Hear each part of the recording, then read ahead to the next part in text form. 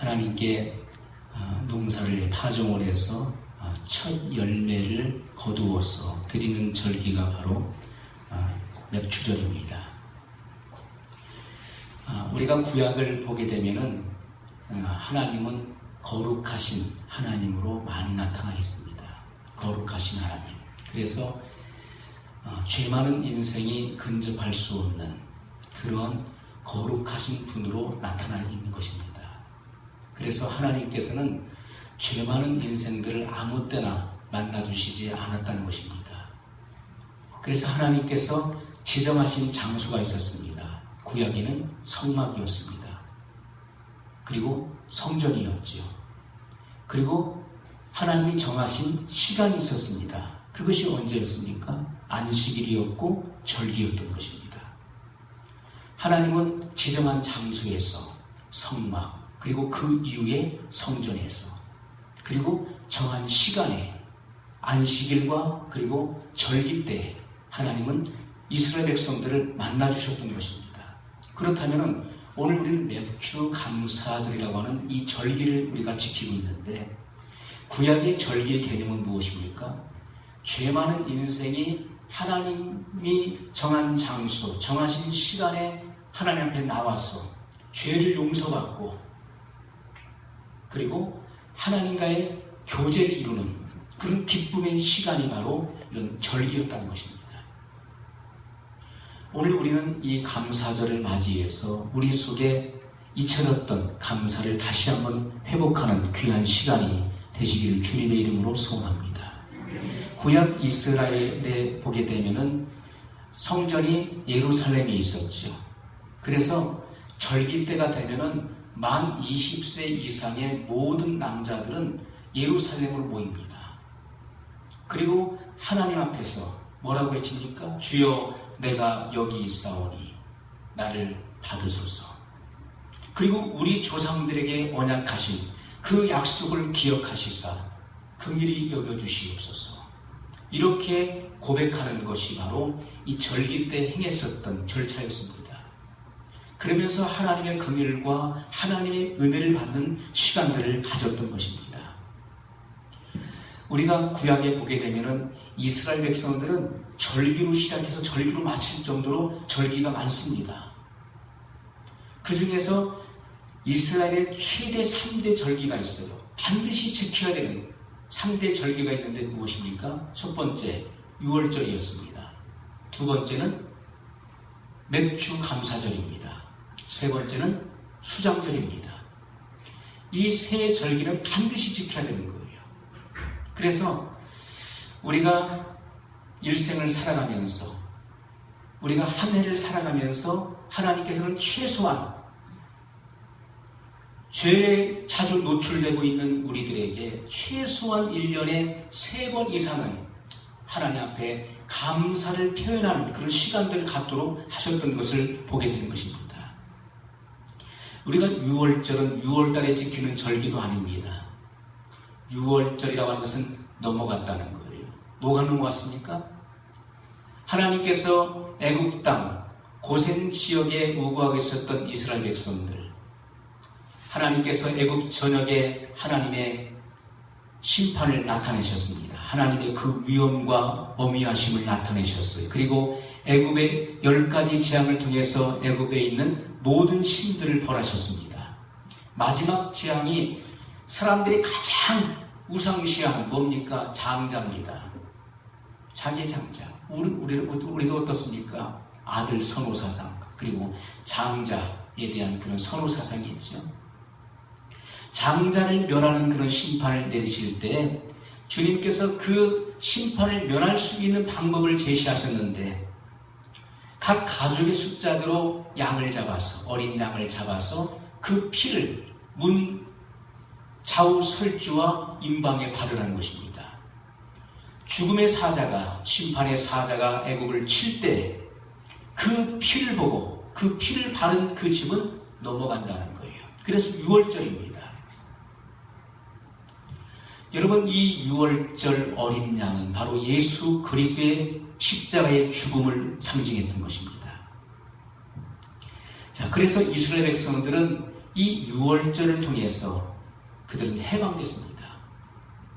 애굽의 장자를 다 하나님 치셨어요. 짐승까지 다 쳤습니다. 그러니까 애굽 사람들이, 애굽 왕 바로에서부터 신하들과 모든 백성들이 저 이스라엘 백성들을 당장 내보내자면 안 된다. 그럼 우리가 다 전멸할 것이다. 그래서 조상 4대로 고욕했던 모든 임금을 다 줘서 그들을 내보냈습니다. 자, 그래서 유월절은 애굽에서 종살이하던 백성들이 해방을 맞이한 날을 기념해서 지키는 절기가 유월절이었습니다.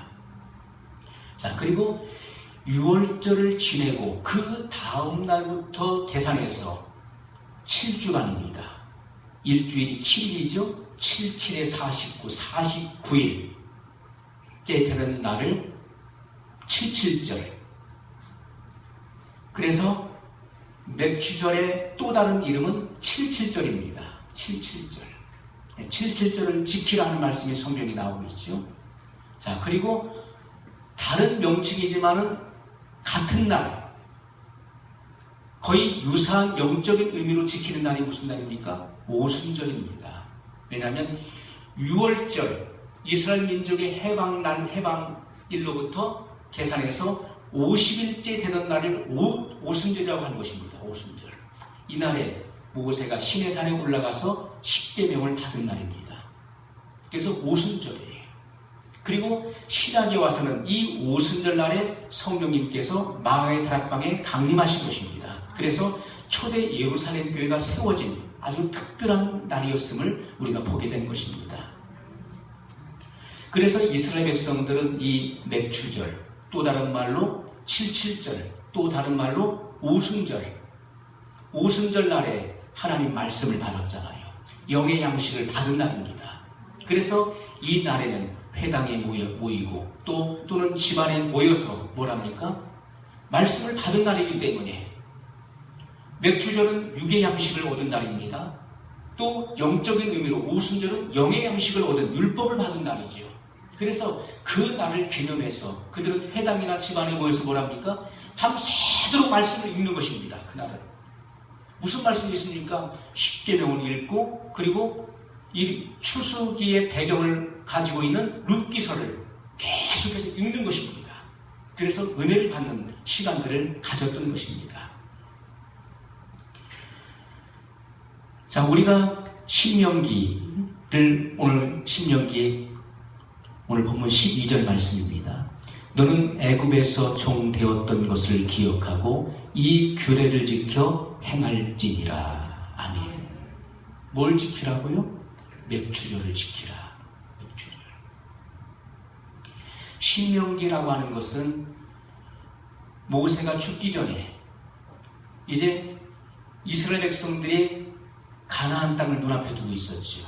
이제 요단강을 건너서 여리고를 점령하고 그리고 그 가나안 땅을 차지하는 큰 과제를 앞두고 있었습니다. 그런데 모세의 죽음이 임박했어요. 하나님께서 말씀하시기를 모세야 너는 가나안 땅을 보기는 하여도 들어가지 못하고 죽으리라. 느보산에서 지금 말씀하셨어요. 그래서 급하게 모세는 신명기를 기록했습니다. 이제 이스라엘 백성들 나는 여기서 죽지만은 여호수아를 통해서 제2세대가 1세대는 여호수아 갈렙이죠. 그들을 통해서 이제 2세대를 이끌고 요단을 건너서 여리고를 점령하고 그리고 가나안 땅을 차지할 것인데 너희가 하나님의 약속대로 가나안 땅에 들어가 살 때 명심해야 될 말씀입니다. 그래서 그들에게 당부하는 내용이 바로 신명기 말씀입니다. 그러면서 그 중에 오늘 강조하는 말씀 뭡니까? 너희는 맥추절을 지키라. 반드시 맥추절을 지켜야 된다고 말씀하고 있다는 것입니다. 자, 오늘 우리는 보리 농사를 짓지 않습니다. 밀 농사를 짓지 않는데 오늘 맥추절이 오늘 우리에게 무슨 연관이 있으며 또 우리가 왜 맥주 감사절을 지켜야 되는가? 아마 그런 의문을 가진 분들이 있어요. 여기 농사하는 분 계십니까? 아니잖아요. 직장생활을 할지언정 농사는 안 짓고 있어요. 그럼 또 맥주절은 이스라엘의 절기인데 그것이 오늘 사회생활을 하고 있는 우리들에게 어떤 의미가 있으며 그것을 왜 지켜야 되는가 하는 그런 의문을 가지고 있는 분들이 있을 것입니다. 여러분, 출애굽한 이후에 이스라엘 백성들이 애굽에서 나온 이후에 50일 만에 모세는 하나님의 부름을 받아서 시내산에 올라갔습니다. 거기서 율법을 받게 되었습니다. 하나님께서 모세를 통해서 이스라엘 백성들과 언약을 세우십니다. 내가 이스라엘 백성들, 나의 백성들을 구원하고 그리고 그들과 계약을 맺겠다 하셨어요. 그 계약의 내용이 무엇입니까? 내가 이스라엘의 왕으로서 이스라엘을 보호할 것이다. 그들을 지켜줄 것이다. 그리고 이스라엘 백성들은 천하 모든 민족 가운데 유일한 민족으로 나의 백성이 되어서 나를 섬기게 될 것이다. 이것이 하나님이 언약하신 내용이었습니다. 그런데 그 언약은 결국 파괴되었습니다. 깨졌어요. 왜 그렇습니까?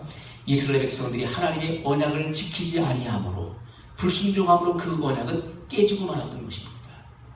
여러분, 말씀이 아무리 좋으면 뭐 할 것입니까? 그 말씀이 내가 듣기에 내 마음에 딱 맞는 말씀이면 무엇할 것입니까? 말씀이 아무리 좋은 말씀이라 할지라도 내가 그 말씀을 지키지 않으면, 내가 그 말씀대로 살지 않는다면 그 말씀은 나와 거리가 멀다는 것입니다. 여러분, 하나님은 오늘 우리에게 3만 가지 이상의 약속을 성경을 통해서 약속하고 있습니다. 수만 가지 약속을 우리에게 하고 있어요. 구약의 사상들 보십시오. 내가 이렇게 행하라. 그럼 내가 너에게 이렇게 해줄 것이라 하는 수많은 약속들이 이루어졌습니다. 그 약속이 아무리 좋은 약속이라 할지라도 내가 그 약속대로 살지 않는다면 그 약속은 나와는 전혀 상관이 없다는 것입니다. 그래서 우리는 하나님의 말씀, 한 말씀 한 말씀에 창념하고 그 말씀을 지켜 행하기 위해서 몸부림치고 성령님을 의지하지 않으면 안 된다는 것을 오늘 우리에게 말씀하고 있는 것입니다. 여러분, 6월절 어린 양의 피를 흘렸어요.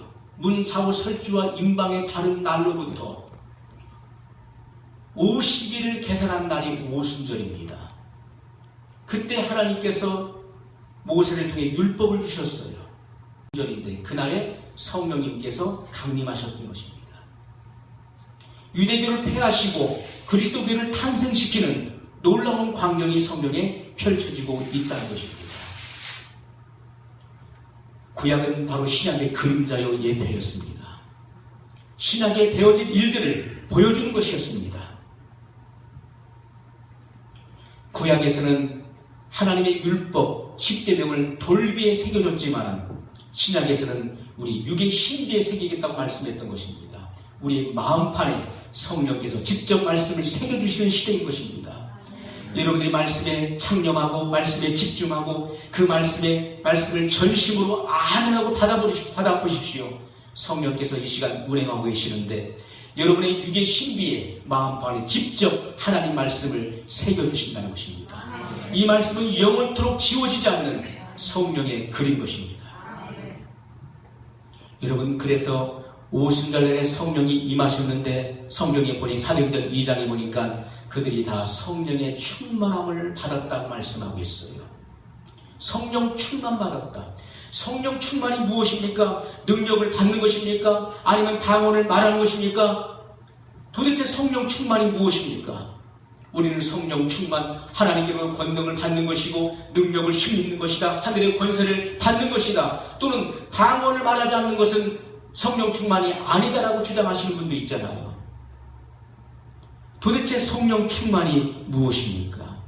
성령 충만은 하나님께서 나의 왕으로 다스리심을 의미하는 것입니다. 하나님의 나라가 임하는 것이며 주님이 나의 왕으로, 나의 구주로 내 안에 오셔서 나를 다스리시는 것을 의미하는 것입니다.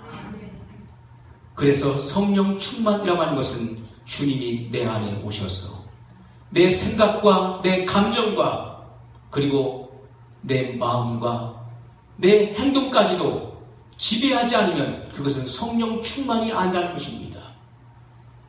성령 충만의 진정한 의미는 주님이 나의 왕으로 내 안에 오셔서 나의 언어를 지배하시는 것입니다. 주님이 내 생각을 지배하시고 내 행동을 지배하시는 것이 진정한 성령 충만이라고 하는 것입니다. 오늘 우리들의 언어를 보십시오. 우리가 성령의 말하게 하심을 따라 말을 하는 그런 언어입니까? 모든 사람에게 은혜를 끼치는 그런 언어를 사용하고 있습니까? 그렇지 않다면 오늘 우리는 성령을 소멸한 것입니다. 오늘 내 생각이 하나님의 생각으로 예수님을 사랑하는 그 생각으로 충만하지 못하다면 세상에 그 어떤 잡념들로 가득 채워져 있다면 오늘 우리는 성령님을 다 소멸한 것입니다. 오늘 우리의 삶이 우리의 행동이 성령의 지배를 받지 못하는 삶을 살고 있다면 오늘 우리는 성령님을 소멸한 것입니다. 주님은 우리에게 분명히 말씀하십니다. 성령을 소멸치 말며 예언을 멸시치 말라고 말씀하고 있어요. 술 취하지 말라는 방탕한 것이니 오직 성령의 충만함을 받으라고 우리에게 권면하시고 명령하고 계심에도 불구하고 오늘 우리는 하루하루의 삶을 살아가면서 일상 속에서 얼마나 성령님을 다 쏟아버리고 소멸하고 성령님을 묶어놓는지 우리는 알 수가 없습니다. 이것이 바로 완고한 죄며 이것이 바로 태역의 죄인 것을 주님은 말씀하고 있다는 것입니다. 주님이 내 안에 오셔서 나를 지배하시지 않는다면 그것은 결단코 성령 충만이 될 수 없는 것입니다. 내가 아무리 길이길이 뛰고 난리를 쳐도 그것은 성령 충만이 될 수 없다는 것입니다. 성령님이 오셔서 내 언어를 지배하시고 내 생각과 내 마음과 내 행동을 내 삶을 지배하시지 않는다면 그것은 그 어떤 현상이 나타난다 할지라도 성령 충만이 될 수 없다는 사실을 우리가 간과해서는 안 된다는 것입니다. 주님께서 나를 지배하시고 나를 다스리시는 그 삶만이 바로 성령 충만이라고 하는 것입니다. 여러분, 오순절 날이 다른 절기와 구별되어지는 독특한 면이 있다는 것을 우리가 성경을 통해 발견하게 됩니다. 자, 우리가 오순절 날에는 요제로 드립니다. 요제는 흔들어서 주님 앞에 드리는 그런 예식입니다. 다른 절기에서 하나님께 드리는 그 빵이 무엇입니까? 누룩을 넣지 않는 무교병을 하나님 앞에 구워서 드리는 것입니다. 그런데 오순절 날은 너무나 독특합니다. 누룩을 넣으라는 거예요. 빵을 만들 때 누룩을 넣어서 부풀어서 그것을 드리는 것입니다. 하나님께 드리는 거예요. 왜 그렇습니까? 이 누룩은 뭘 의미하는 것입니까? 누룩은 바로 죄악을 의미하는 것입니다. 빵은 육체를 의미하는 것이고 누룩은 죄악을 상징하는 것입니다. 그러면 하나님 앞에 오순절에 드리는 그 제사의 제도를 보게 되면 누룩을 넣어서 드리라. 뭘 말하는 것입니까? 바로 이방인을 의미하는 것입니다. 죄가 많은 이방인까지도 하나님께서 받으시겠다는 거예요. 너희들이 멸시하고 천대하고 저들은 이방인, 구원받지 못하는 백성들라고 멸시하는 저 죄 많은 이방인들까지도 하나님이 받으신다. 내가 그들을 긍휼히 여기고 그들을 불쌍히 여기겠노라. 바로 이 말씀을 하고 있는 것입니다. 여러분, 그래서 하나님의 모든 율법, 하나님의 모든 말씀은 모든 인류에게 보편적으로 주시는 하나님의 메시지인 것을 우리가 발견할 수 있는 것입니다. 여러분, 성령 세례로 말미암아 모든 인류는 하나가 될 수 있는 것입니다. 성령 세례로 말미암아 믿는 자는 하나가 되는 거예요. 그들이 곧 예수님을 십자가에 못 박아 죽인 그런 죄인이라 할지라도, 그들이 하나님의 언약 밖에 있는 이방인이라 할지라도 하나님은 그들을 긍휼히 여기시고 불쌍히 여기시기 때문에 그들이 하나님께로 돌아오기만 하면 유대인이나 이방인이나 차별하지 아니하고 하나가 될 수 있다는 사실을 말씀을 통해서 보여준다는 것입니다. 그러면서 주님은 무슨 말씀을 하십니까? 너희는 애굽 땅, 너희가 외국에서 고아가 되었을 때, 종 되었을 때를 기억하라. 그래서 어려운 처지에 있는 사람들을 너희가 돌아봐야 된다. 그래서 어려운 자들과 함께 너희가 받은 축복을 함께 나눠야 된다. 여러분 따라서 하겠습니다. 하나님의 사랑을 이웃들에게 보여주는 것이 선교다. 아멘. 선교가 무엇입니까? 꼭 저 해외에 나가서 하나님 말씀을 전하는 것만이 선교인 것입니까? 어려운 이웃들, 마음에 슬픈 자, 괴로움을 겪고 있는 자, 낙심한 자, 질병에 노출되어 있는 자, 고아와 과부, 그 어려운 상황에 직면해 있는 그들에게 하나님의 사랑을 보여주는 것, 하나님의 사랑을 실천하는 그것이 곧 선교인 것을 말씀하고 있다는 것입니다. 왜냐하면 이스라엘 백성들 과거에 애굽에 개게 되어서 종산에 있었습니다. 너희가 그 어려움을 겪었었던 때를 너희도 생각하라. 그래서 어려운 처지에 있는 사람들을 그냥 방치하지 말고 그들에게 도움의 손을 펼치라고 말씀했던 것입니다. 여러분, 이스라엘 백성들과 이방인들은 절대로 하나가 될 수 없는 사이예요. 절대로 하나가 될 수 없습니다. 이방인들보다도 이스라엘 백성들은 이방인들을 더 경멸하고 멸시했습니다. 절대로 하나가 될 수 없어요. 그러나 오순절날 성령이 임하심으로 말미암아 그들은 방언을 말하게 되었습니다. 그 하나님이 주신 언어를 통해서 그들은 하나가 될 수 있었던 것입니다. 그날에 누가 모였습니까? 천하 각국으로부터 흩어졌던 유대인들, 우리 오순절을 지키기 위해서 예루살렘에 모였습니다. 그러다가 마가의 다락방에 성령이 임하심으로 120문도가 떠들어대는, 외치는 그런 언어를 듣게 되었어요. 여기 디아스포라 됐다가 모였던 이 경건한 유대인들은 여기 이스라엘 사람들과 유창한 언어를 소통할 수 없었습니다. 왜냐하면 외국에서 태어났고 그 나라의 언어를 습득한 사람들이었기 때문에 히브리어가 유창하지 않았다는 것입니다. 또 아람어도 잘 할 줄 몰랐어요. 예수님 당시에 통용됐었던 이스라엘의 언어가 아람어였습니다. 히브리어보다는 아람어를 주로 썼어요. 아람말을 잘 할 줄 몰랐습니다. 그러나 자기들이 태어난 곳 그 방언은 알아들을 수가 있었지요. 그 나라 속에서 태어나서 그 언어를 배웠기 때문에 아는 것입니다.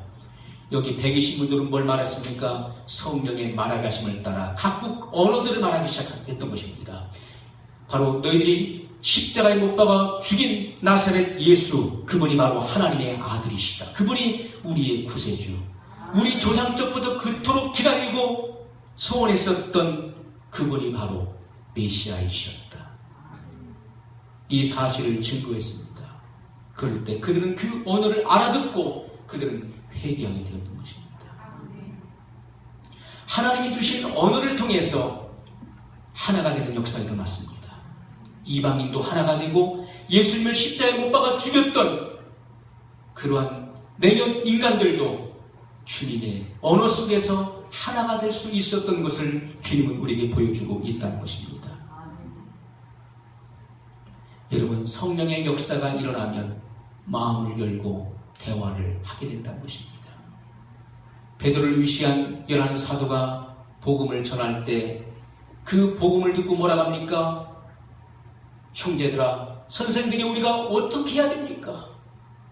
그 말씀을 듣고 보니 우리가 메시아를 죽였습니다. 이 무서운 죄를 우리가 어떻게 해야 용서를 받을 수 있으며 도대체 구원의 길은 어디에 있는 것입니까? 라고 울부짖었습니다.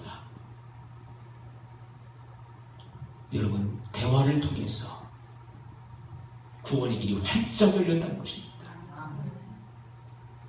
성령의 역사가 일어나면 마음을 열고 대화가 시작이 됩니다. 요즘 사람들은 대화가 없지요. 바쁘고 저마다 다 힘들어요. 그래서 대화를 회피하고 대화를 하지 않습니다.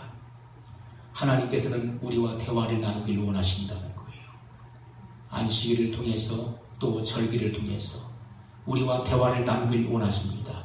이사야 1장 18절에 보십시오. 여호와께서 말씀하시되 오라 우리가 서로 변론하자. 무슨 말입니까? 변론하자. 대화하자. 야, 나아가면 대화를 한번 나눠보자.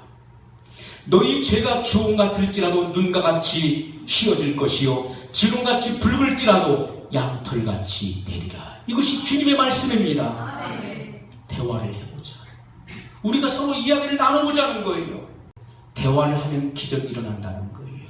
우리의 그 많은 죄, 도저히 용서받을 수 없는 그 많고 많은 죄를 알지라도 하나님과 대화를 통해서 그 죄를 없애주신다는 것입니다.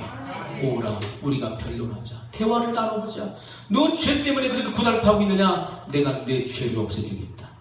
내게 구하라. 그러면 내가 너의 그 마음을 보고 내 말을 듣고 내가 너의 모든 죄를 다 용서해 줄 것이다. 이것이 바로 주님의 약속인 것입니다. 그러나 주님 앞에 대화하지 않습니다. 주님 앞에 말하지 않습니다.